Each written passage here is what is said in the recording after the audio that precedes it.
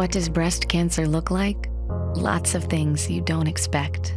What does treatment look like? My mom, her mom. What does hope look like? Friendships deeper than any scar. What does today look like? Beautiful chaos. What does breast cancer look like? A community made stronger by every story. There's more than one way to have breast cancer. Here's where we learn to live with it. Good evening and welcome everyone. I am Jean Sachs, I'm the CEO of Living Beyond Breast Cancer, and I am so pleased to welcome you to the inaugural Abby Lessack Caregiver Award presentation. I'm going to tell you the next 45 minutes are going to be a lot of fun, so don't log off quickly.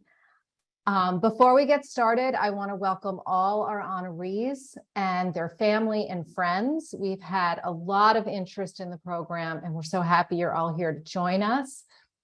I also want to welcome Abby Lessack, who is Abby and Amy's mother, and you'll get to meet Abby in a little bit, but just really grateful that everyone took the time to join us this evening.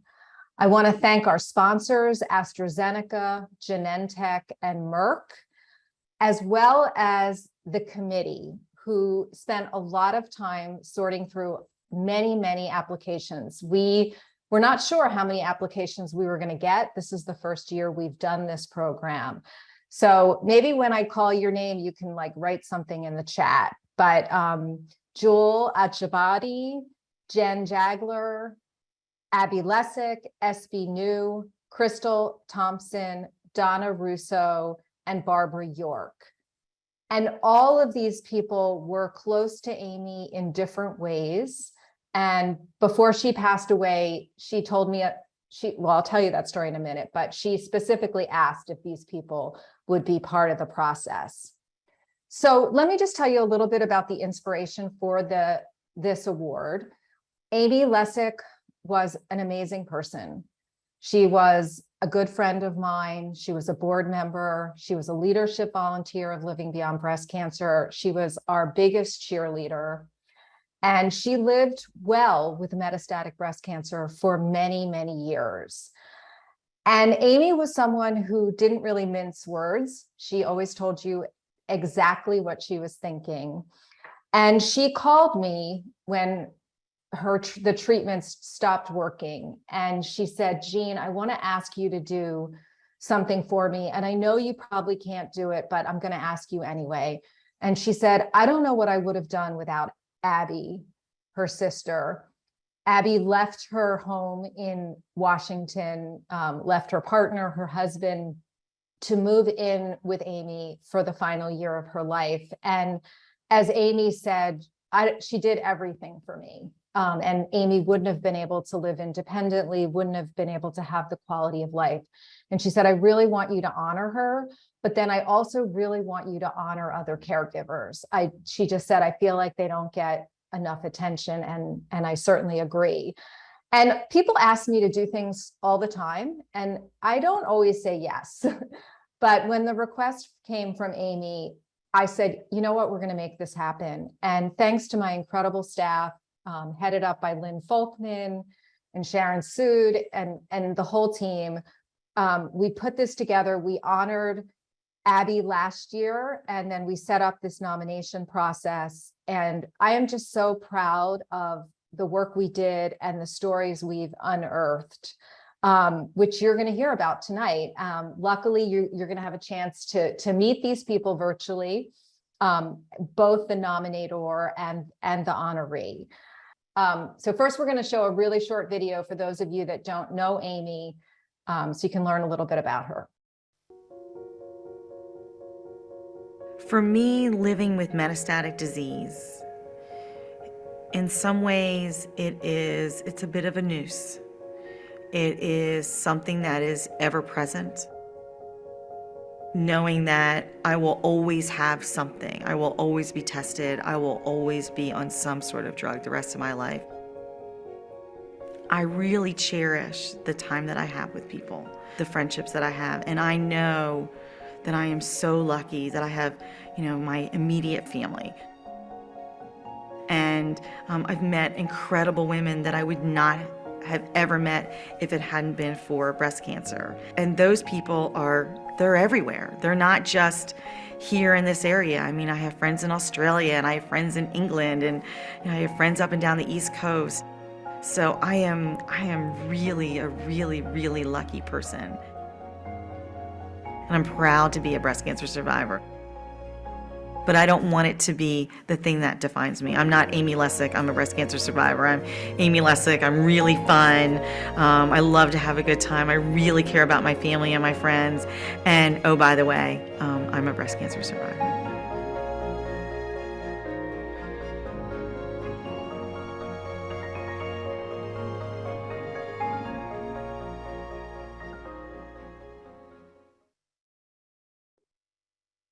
Abby, come join us now and say a few words.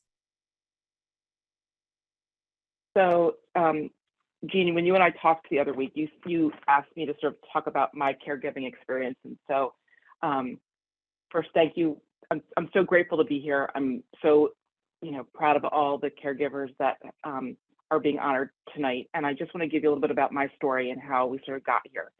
I cared for my sister Amy, who lived with breast cancer for 18 years, but she really only needed long-term support during the last year and a half of her life.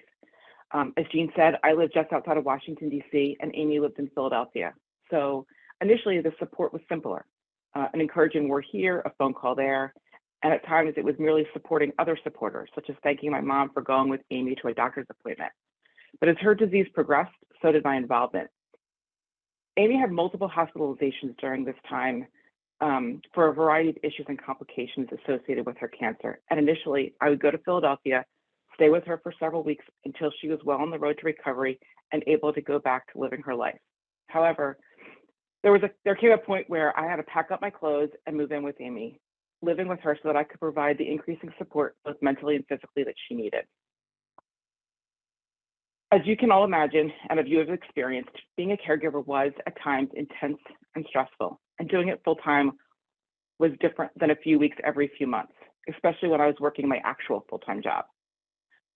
What I quickly learned was that there was no playbook, no directions, no map, and no one who really understood what I was dealing with day in and day out. I suddenly became Amy's house cleaner, shopper, cook, chauffeur, medication dispenser, companion, event planner, healthcare advocate, and sometimes her voice. Every new medication brought on a new set of side effects. Every new treatment or surgery required a higher level of care. Amy became my sole focus. I was on call 24 hours a day, 7 days a week. It also seemed that few people understood the caregiver role. Being a caregiver means you no longer have your routine.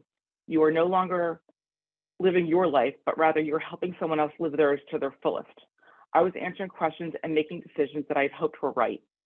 As a caregiver, you lose yourself and your sense of identity, and this is something I'm still working to recover. Thus, I would say, in addition to being stressful and exhausting, being a caregiver was isolating and at times lonely. Amy had a huge network of friends, which you heard her say, and they wanted to help despite the ongoing pandemic.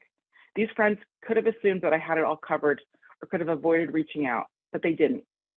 Being a caregiver doesn't mean you can't ask for help. I really appreciated Amy's friends stepping up. They made an impossible situation manageable by putting a smile on her face and making her laugh.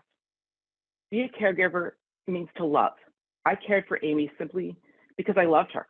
I wanted nothing more than to make my sister's life a little easier. In spite of the challenges and the heartache, I would not have had it any other way. Being Amy's caregiver was a true honor, and it is the one gift I could provide her. Amy felt that caregivers were unsung heroes, and that is why she created this acknowledgement. No one asks for this job, but she would want you and all caregivers to know that the patients, your family, and your friends that you are helping appreciate you even when they can't express it. And they couldn't focus on their recovery without what you were providing: help, love, support, and the occasional nudge.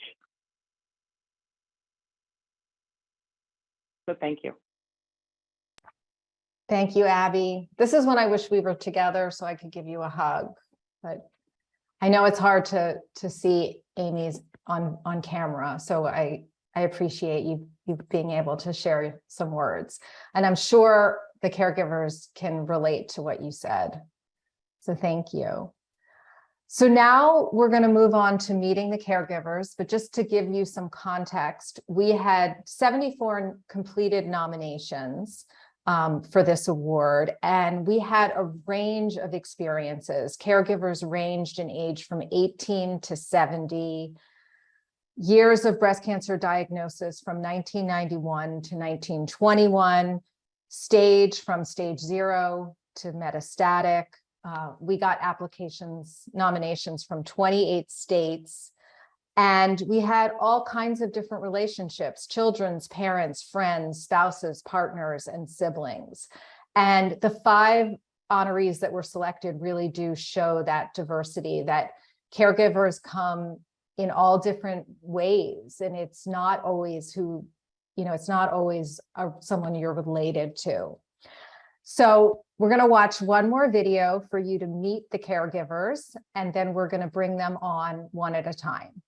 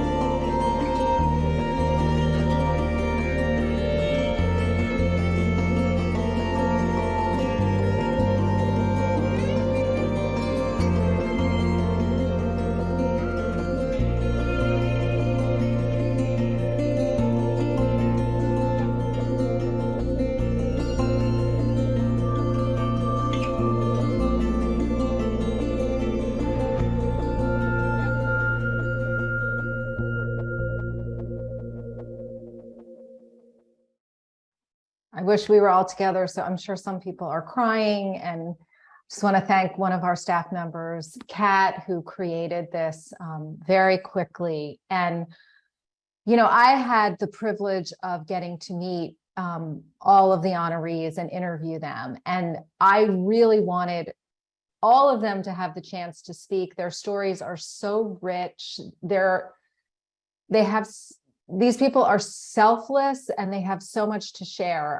But we knew we couldn't do that. So we wanted to give you a quick snapshot with pictures and quotes. We will also have written content on lbbc.org, and you're going to meet them, but they're just not going to be able to talk for as long as, you know, I would like them to be able to talk. So we're going to get started. So let's bring on Emily and Susan. All you have to do is hi. So good to see you guys. So just as a reminder, Emily took care of her mother. She was a high school student and has two younger siblings. And there were so many things I loved about our interview, but I think my favorite thing was she shared that, you know, before her mom was diagnosed with breast cancer, she was on her way to joining the Air Force and kind of had this whole plan charted. And that when her mother was diagnosed, she changed her plans. And she said, but what, you know, I did the scariest thing. And I was like, what did you do? And she said, I got my driver's license. And I was like, oh my God, you were going to like fly airplanes, but clearly driving was scary. Driving was way scarier. Yeah. And we know you really needed to drive. So welcome. And we are so thrilled to have you both with us. So I think we are going to ask, why did you nominate Emily, Susan? Tell us in a few sentences. I nominated her because what other high school senior says, no, never mind, I won't do what I want to do. I want to take care of you. But she pretty much became a mom to the younger ones. She was my caregiver. She was the housekeeper. She was my chauffeur. She spent a lot of time in parking lots because it was COVID, so she wasn't allowed in. And she just, you know, she had a crash course on growing up for sure. And she did it with grace and dignity. Absolutely. I remember when I asked her, so what did you sacrifice? And actually every person we interviewed really had a hard time saying that they sacrificed anything. But then she said, well, I guess I didn't get to go to the prom, and I guess I didn't get to graduate with my friends, and now I'm, you know, everybody's moving on. So I know there was a lot that you sacrificed. So Emily, what did it mean to you to be nominated for this award? For me, it really just kind of meant, it was reassurance that I did the right thing. I could have left and I'm sure they would have been fine, but I would have worried so bad. And just of all the things that could have gone wrong, I think it reassured that it was the right thing for me to stay and make sure that everything went okay. That's amazing. I mean, just incredible at such a young age. Well, congratulations. Everybody can read more about Emily. She has a great story, and I know has a really bright future because you're in college now, right? And moving towards your goal. And Susan, you're doing well. You're on mute. I had my last surgery last month, so I'm back to work and doing the best I can. That's great. That's great. Well, thank you so much. And you can turn your camera off, and I'm going to ask John and Chrissy to turn their cameras on. Hi. Hi, how are you? Let's move over. It's good to see you guys. So this is a hard one. So I knew Kristen. I had the honor of knowing Kristen for a couple of years. I know you all knew her for much longer, but she was just such a bright light. From the moment you met her, you just wanted to be with her, right? She was beautiful, she was smart, she was funny. She took on this devastating disease with such power and created a podcast and was an amazing mom. And this disease is relentless. But John was nominated by, I think, there were 17 nominations for John, from mostly neighbors, but I think also family and friends who really watched just the amount of many things that John had to do, having 3 young boys and taking care of Kristen, who I know when she felt well, did everything she could to also take care of you. I remember having a lot of conversations with her about, I'm going to let John go away for a football weekend or whatever. But it was, I know John, but it was great to interview you, and you have so many wonderful sports analogies of, and you really didn't leave anything on the field. So let me just start by asking Chrissy, like, why did all these people nominate John? Well, I mean, there's so many reasons. Again, my name is Chrissy Stolness. I live in the same neighborhood as the Gentiles. I'm here tonight with a few of our other neighbors. We've had the opportunity to really get to know the Gentile family over the last few years. Our group will forever miss Kristen, forever. In fact, she was the one that named our village of moms and neighbors. She named us the Woods at Naaman's Gang.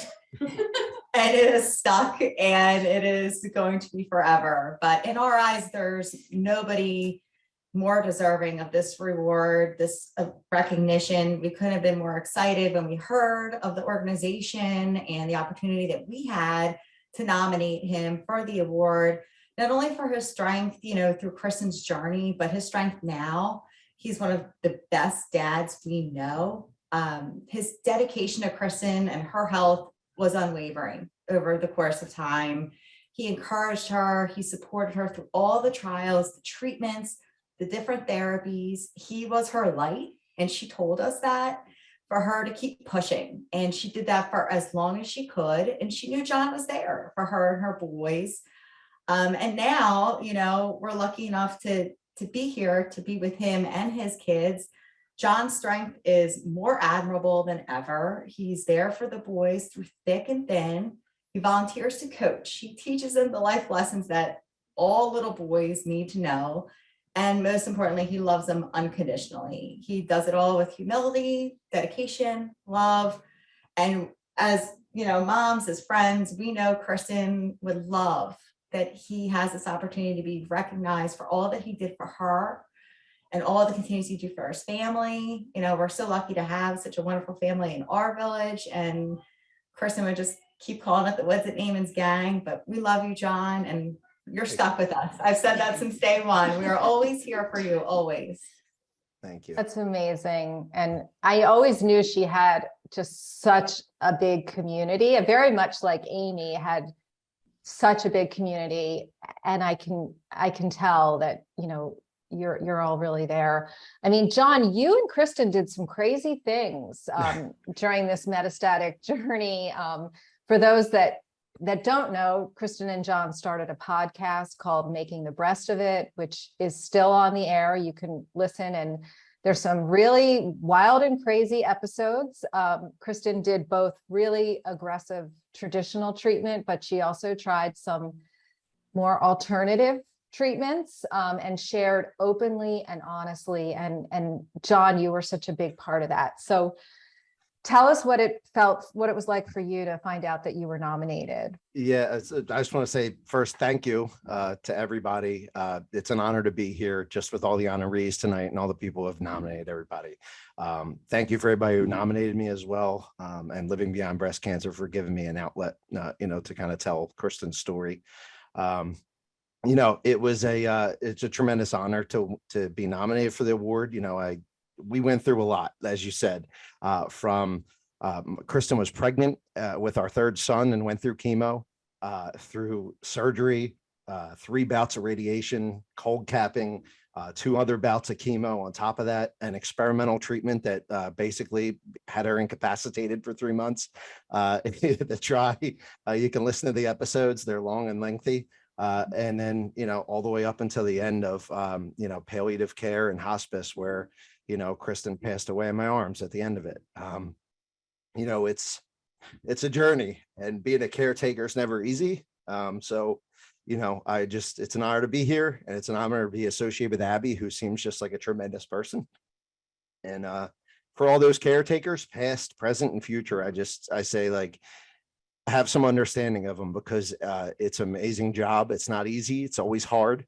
And it is something that Abby said earlier that really stuck with me. It is isolating in a lot of ways. It is. So thank you for having me here tonight. It's a tremendous organization, and thank you for all the people that nominated me. Thank you, John. And I think your boys have to come and give you a hug, or someone, if you girls are living Hopefully they're in across bed. the street. Yeah, I hope they're in bed. I don't, we'll see. Maybe. Yeah. All right, we're going to bring you back towards the end, but thank you both. Thank you. And now Marcella and Deborah are going to join. Hi. So great to Hi. I hope we can work on the audio a little bit. So you have an amazing story. And when I read your nomination, I was like, wow, this is incredible, because you're friends from church, right? And I think you did a lot of community service work together before Deborah was diagnosed. Yeah, before you were diagnosed with breast cancer. And when this happened to you, Marcella really stepped in, not only to support you, but also to support your son. And she was so modest, and I know not very comfortable with technology, which I totally get. She just kept saying she really didn't do anything, only to discover that, she essentially moved into your house for many, many months. And did everything from cooking and shopping. And, but it was just, it was just an honor for her. So, can you tell us, are you both comfortable talking? I know, is the audio working okay? Yes. Great. So Deborah, can you Yes. tell us, why did you nominate Marcella? Tell us a little bit about it. Hi. I had never experienced someone in such an act of benevolence like this before. I had never experienced that other than my family. And when I had my first transfusion, I only had one, and it almost killed me. It put me in the hospital unconscious for over a week. And I didn't know where my son was and everything. And when I came to and everything, I knew that Marcella had him, and I was okay, because I didn't know where he would have ended up if it was not for her. She was an angel for me.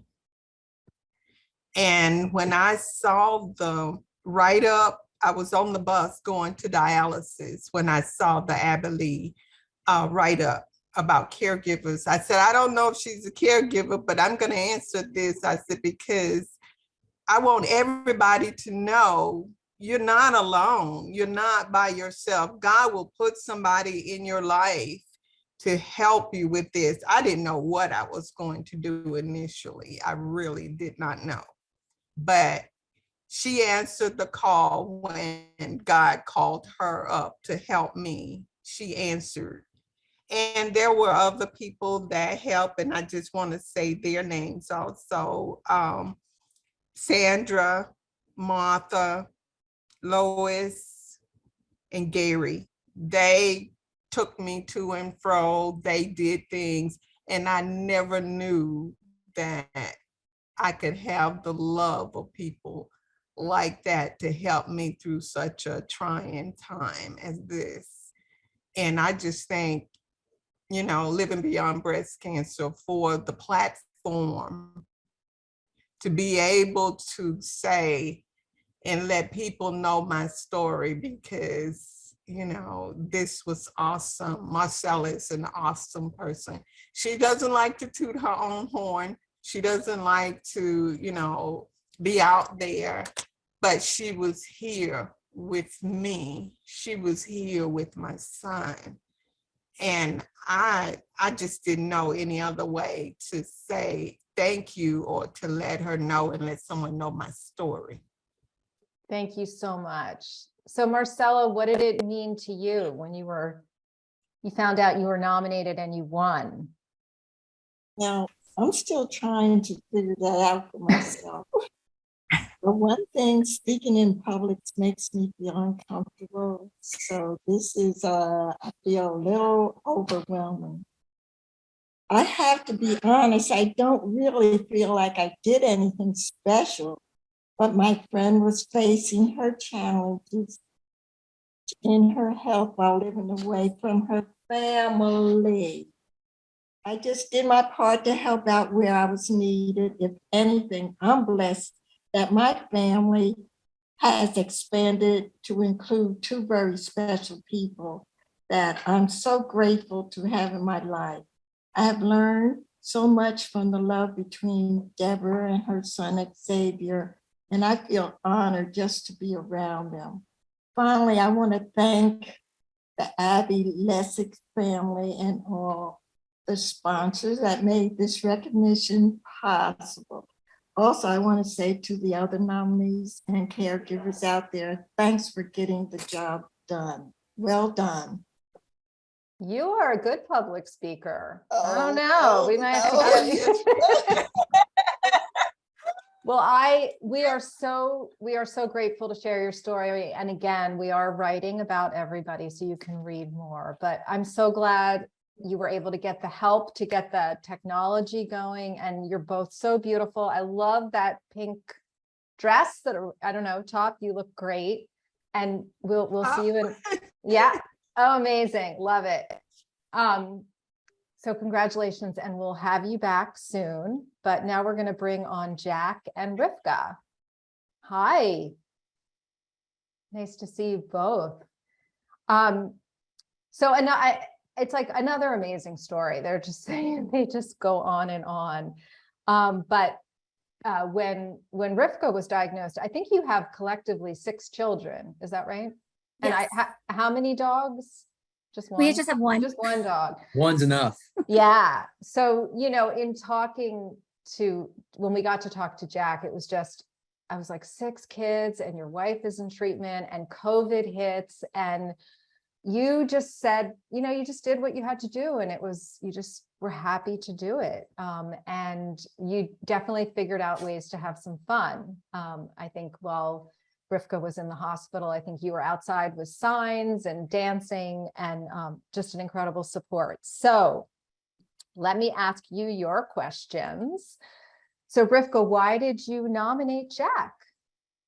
When I first got the email earlier this year that talked about the Abby Lessack Caregiver Award, I read through her story and I read through all of the qualifications for nomination. And I thought, I can't pass up this opportunity to talk about my husband and everything he did, not just for me, but for all of our children during this incredibly interesting time of COVID. He did it not just with ease, though. He did it and just like filled in for me and did all the things that I typically would have done for the kids, getting them ready for school, helping them with their homework, just every little thing, even for haircuts. He took it all over, cooking, cleaning, and meanwhile, still having to deal with his own personal setbacks. He lost his grandmother during this time. He had such a very hard time as well. And he stepped in and stepped up for me in ways that I just never could even fathom. This was such an easy transition. Our children really and truly never saw it skip a beat. He just came in, and even though I felt like I was being so selfish because I was feeling so sick and I felt like I couldn't do anything, he was so selfless the entire time and just never made me feel like I was a burden. And after all of that time being sick and going through treatment, it was almost 500 active days of treatment. Not one time was it ever a burden. He never one time said, can't do that, I'm busy, I have something else. And truly, it was just amazing. That's amazing. And I love the quote we pulled out, because Jack talked about, he likes to fix things. And I think when you're a caregiver, you can't really fix it. You can only be supportive. And so I know that's really hard when you just want to make it all go away. So Jack, how did you feel when you heard you were nominated? We joked beforehand, it was one of the first times I've ever been speechless. But it's really, when you listen to everybody else that's spoken so far, it's really the same type of thing. Miss Marcella, when she was talking about, she really didn't feel like she was doing anything special. You know, I mentioned that I'd walk to the end of the earth for her, and I would, because, you know, you find the love of your life once, and I found mine, and there wasn't going to be a time where I wouldn't do for her, or just to make sure, because nobody knows where this thing was going to go. So, you know, if this thing went in a way that we didn't want it to, the one thing that she was going to know is that I loved her. And, you know, now we've come out here on the other side of it, and it's just a real honor to just be mentioned with some of these other folks and some of the things that they did, because just like them, I felt like it was, you know, you just do what you do to make sure the people around you know how much you love them and care about them. That's so great. I hope everybody realizes that not everybody does this. So I know you all feel like, of course, I just did what anyone would do, but the truth is not everybody does that. And we know that many, many people go through breast cancer and many other illnesses without a supportive network. So I think it is a bigger deal than, you know, sometimes you guys are thinking. But anyway, thank you so much for sharing. Again, we're writing about Jack, so you can read more about him. But I'm going to bring up our final two people, Daniel and his mother, Marilyn. So great to see you. I thought maybe you guys were going to be together. No. No. No, I'm not feeling 100%. So, you know. Okay. Yeah. Oh my gosh. Daniel was our first interview, and I think we thought it would be like 20 minutes. And just so you know, Marilyn, I think it was over an hour. He has a lot to say, and a lot of amazing things to say. I think you could have had a lot of different careers, but you are a very accomplished chef. And I think your story is so striking in so many ways, because you had been a caregiver for your father. This was not your first time. But the thing, you know, I could tell just in listening to you that when your mom got sick, it really hit you like, I'm gonna take care of this. Like this, I do not want this to be happening. So tell us, Marilyn, why did you nominate Daniel? Well, I still don't know how I got the email about this award, how I got involved, but thank you for the opportunity to submit this nomination. And I am really, really blessed to have two awesome sons. Daniel was able to drop things and move so that he could take care of his dad. You know, during that time we were living in another state. My older son was picking up the back end of things. And so I was really, really blessed, or I am really, really blessed to have this duo in my life, along with my daughters. So when I saw this, and I said, okay, both are caregivers, but in this situation, I would have to put Daniel's name forward because of what happened with his dad. And then when I moved back home to Washington, his godmother, aunt, he became a caregiver for her, which was another devastating loss.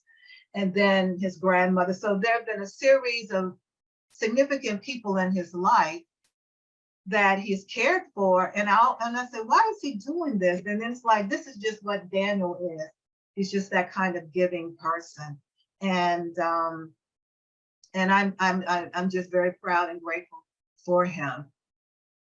Yes, you do. I haven't met your other children, but I can say you've done an amazing job. He's a wonderful son, and it all is completely authentic. There's nothing that I think was ever forced. It was just what he wanted to do. Yeah. So Daniel, how did it feel for you to be nominated? I feel like allergies are hitting me right now. So I just want to say, I don't know. It's one of those things where you just kind of do what you have to do. It's a love-hate relationship of caregiving, because you love to do it, but sometimes when you don't get the outcome, it's the hate of that aspect of the final outcome. And so being a caregiver for my aunt and my grandmother, my dad, and it's just it's a lot of work, but you do it. And I just think, a lot of people who have been around me my brother has been my rock, who has crushed it. One thing I even learned recently was that my sister-in-law crushed it when she took my mom to get, her biopsy done before she even told my brother and myself. So shout out to her. And even the love of my life, G, just has been such a rock in my life to help me one of the ways that I can even express. So my grandmother, she just knows, my grandmother, my aunts, they just know when something is off. And they just kind of tell me, they're like, oh, we're reaching out, something is off. So, and just having the friends and family in my life to help me. It's just, I appreciate it. I guess, I think I can speak for the rest of us, for the rest of the team of, we don't do it for awards. We do it because that's what God has given us the ability to do. And it's not an obligation for us. I think it's an honor for us to be able to take care of, because we will move heaven and earth. And I mean that, to take care of our loved ones. And if we're not here on earth to take care of our loved ones, then what are we here for? If that's the case. So my mission is to change the world, not just in food, one taste bud at a time, but in caregiving, just one life at a time.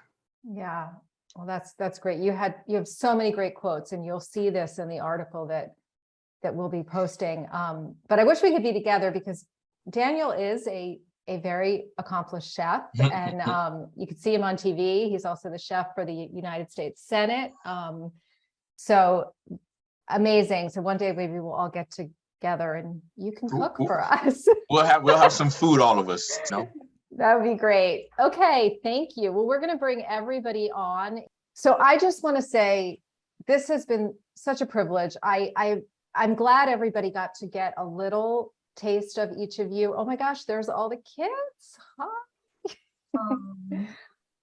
So we thought a lot about, what could we do to honor you guys? And I was like, I don't think an award really makes sense. Like, what kind of award could we really give? So instead of giving an award, we're going to give each of you $1,000 to do whatever you need, which I'm sure you need, and to just, we know that caregiving has a big financial impact on everybody. That, I know people gave up jobs, all kinds of things. So we thought that was a much more genuine way. So we'll be reaching out so we can figure out how to get you this gift. But again, it's just a small way to say thank you for everything you did and continue to do, and to give Living Beyond Breast Cancer the chance to amplify your stories, because that's what we want to do. We really want to let more people know about this side of the breast cancer experience.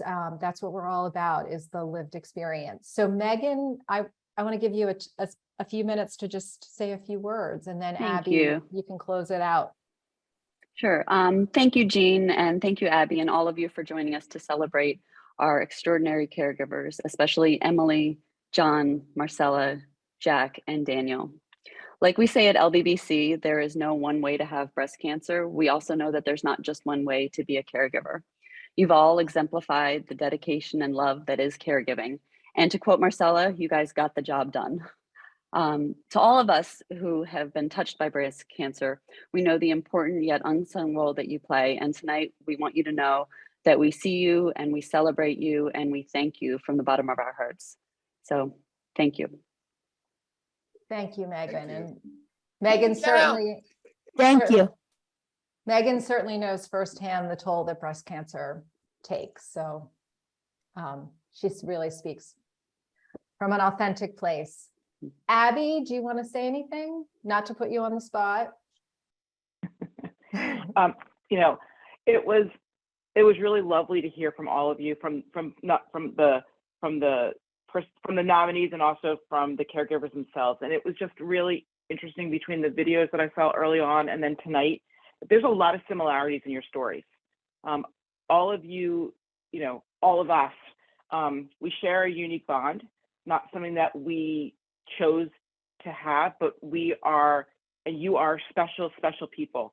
And, you truly are, you are truly unsung heroes. You've done a lot to help the people that you've taken care of, to give them the best quality of life possible. So you should all just, be very proud. And thank you for what you did for the patients that you took care of, because it means so much to them and to all of us. Thank you. And we will definitely download the chat, because I don't know if you guys have had a chance to read all the messages, but we'll make sure you get it. You have a lot of fans in the audience. So not being together in person where we can't clap and do those kinds of things, I think this is our way of doing this. I just want to end by saying Amy would be so proud of us. You know, she taught me a lot of lessons. She was a very wise teacher. And as I said at the beginning, she didn't really ever mince her words, right? Abby, she told you, I think one of the last things she said to me is, Jean, you need to water your plants at least once a week. I'm like, oh, okay. But, you know, as a board member, she brought up some really critical issues. And I remember sitting in a board meeting and we were talking about whether we should take on a controversial sponsor. And she stood up and talked about how health is a privilege, and that people in the room were not realizing that, you know, when you lose your health, you really lose a lot. And she just really spoke for a lot of people who didn't have privilege. It was just sort of part of what she did. And, you know, I think that she also, I feel like another reason she called me and asked me to do this was that she wanted Abby and the community to stay together. And there are a lot of Amy's friends participating tonight. There were a lot of people that donated in support of this when Amy passed away. And everybody on the committee, it was just another way to really keep us all together and keep supporting the Lessack family. And I know Arlene is out there.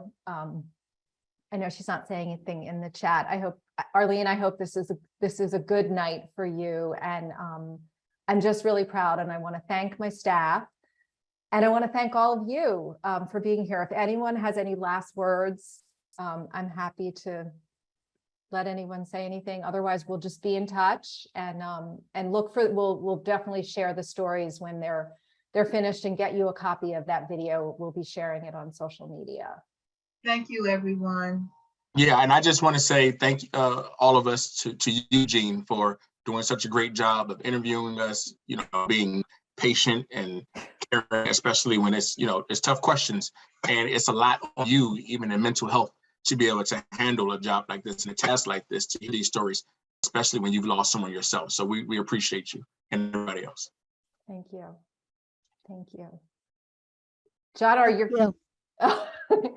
So they're not asleep, I guess. No, well, two of them. I got two, and all my neighbors showed up. All right. Well, they all came over. I love the best that. crew in the world. But you guys are going to go Now to it's a party. sleep, right?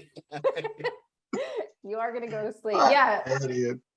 Well, I encourage everybody to check out the Making the Rest of the Pod. Okay. Well, I just want to say thank you, and thank you to the audience, and we will stay in touch. Can I say thank you for all of the information that Living Beyond Breast Cancer provides to us? That is really awesome to be able to get the information and the winter box and everything. Thank you. Yes, we are here all the time for information, support. So make sure people know about us. That's what we do every day.